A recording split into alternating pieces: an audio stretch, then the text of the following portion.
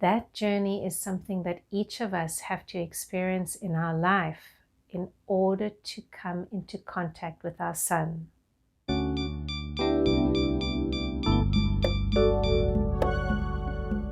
Hi, I'm Catherine Goshen, a professional astrologer from the village of Nyack in New York State, and I'm passionate about in-depth astrology and getting to the heart of the matter. In this video, I want to talk about the sun, but not in the traditional way that we are used to hearing about the sun in astrology, sun signs. Rather, I want to look at the spiritual heart of the sun and how it actually shows us our life purpose in the chart. Before we begin, I wanted to let you know I received my microphone, finally. So that's good news. Hopefully the sound quality will be better on this video. And also that they opened the Nyack State Park.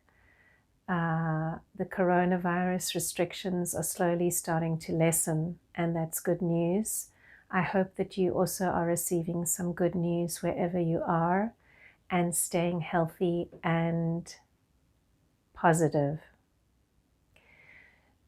So I think that so many millions of people are interested in astrology and in studying astrology because on a very deep level, whether consciously or unconsciously, we all wish to understand ourselves better and to know why we are here.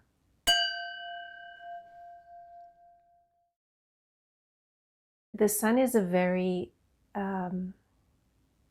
easy way for us to get straight into our charts. We look at the sign the sun is in and the house it's in to understand where our life purpose is. Now, contrary to what horoscopes teach us, sun signs, which is that, we're all meant to immediately identify with our sun sign and go around the world being a Virgo or being a Libra or being a Scorpio. We are not automatically in a position to express the light of our sun. Let me explain this a little further. And before I begin with that, I want to talk about the glyph of the sun because I believe this is a very good place to start. So the glyph in astrology is the symbol that we use, and the sun is a circle on the outside with a point or dot in the center. And that circle represents spirit, the great all that is. Universal energy, everything is included in that never-ending circle. That dot in the center is our individual light of consciousness. Each one of us is a point in the center of a circle, and we are here to bring our special energy into earth and to fulfill our purpose. Let's think about the sun for a minute. The sun is at the center of our solar system, and there would be no life without it. In astrology, the sun rules the heart and also the right eye in the male and the left eye in the female. It also rules the thymus gland, very important regulator in the body. Now let's really think about that and not just parrot it off, because we can read that in any book if we choose to. Heart. Without heart, there is no life. Our physical heart stops beating, we die. Without our eyes, we cannot see. There is nothing behind us to see, and it's not a literal seeing. When we get deeper into the symbology, we see it is a more symbolic seeing, and this seeing is linked to light, to the light of consciousness, because the sun is light. And we would not be able to see any of the planets from Earth, were they not reflecting the light of the sun?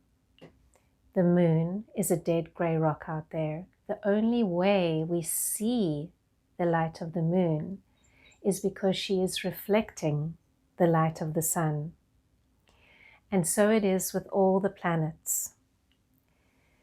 So we have the sun in our chart, the heart, the eye that sees, and the center of the solar system through which all the other energies in our charts are reflected.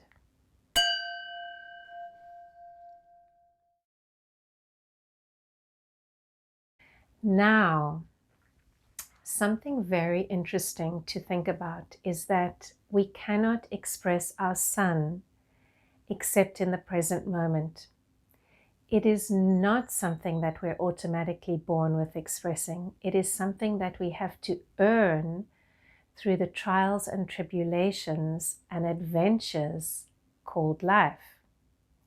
Think about the sun that rises on the eastern horizon every morning, slowly climbs up to midday, sets in the west, goes down to the underworld, and then rises again every morning. The ancient Egyptians worshipped the sun, and they saw this as the most fundamental form of life-giving energy. In that journey, that daily journey, also spoken about by the Greeks in the myth of Apollo, the sun god, riding his chariot, there is a repetition, but there is always a journey, a cyclic journey. And that journey is something that each of us have to experience in our life in order to come into contact with our sun.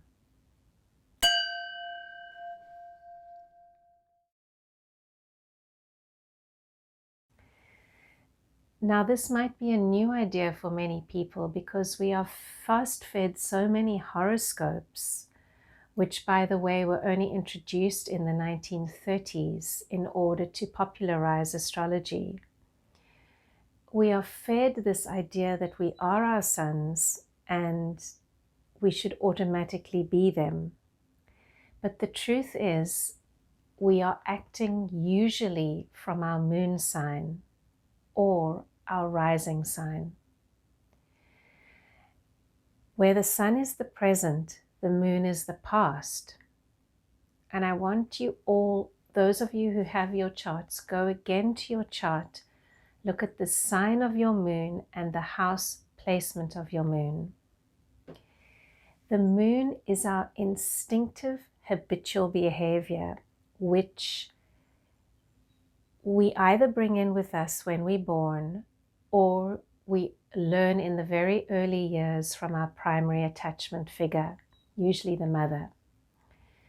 So what happens is when we grow up and we're put on the spot, we automatically react from our moons.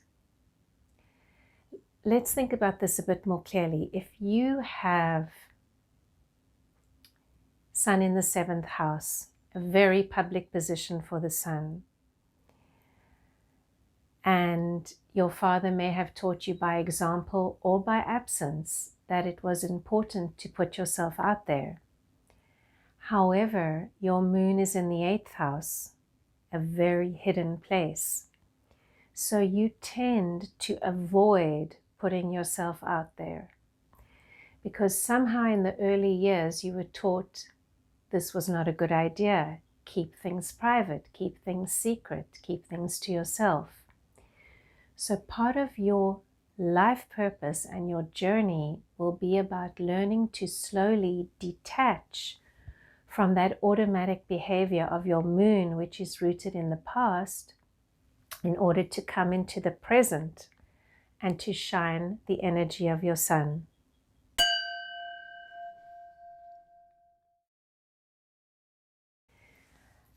Now, a few other things I'd like to share about the sun is that it is also will, but on a very deep level. we can exercise the will, or some people like to think of it as willpower, on a very ego-based level.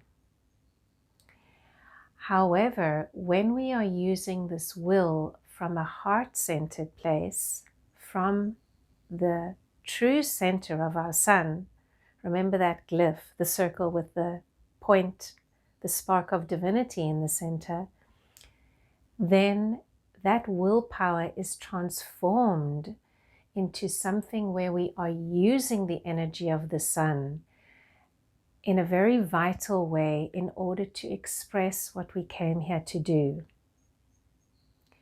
So in this way also the sun represents our life force and vitality, and people become ill in life or they lose vitality when they are not expressing the true purpose of their sun. And of course there are layers upon layers of this, because for example, if your sun is in a difficult, hard aspect to an outer planet, there is something from your early life that taught you not to express your sun's intrinsic energy. And your growth opportunity for this life is to overcome that and to still shine the light of your sun, shine your heart in spite of it all.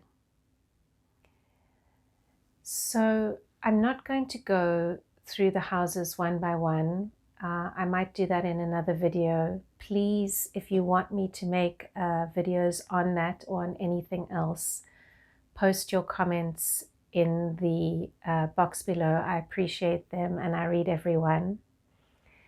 And I think that's enough in-depth astrology for today. If you found this video helpful, please like and subscribe. And I will see you next time.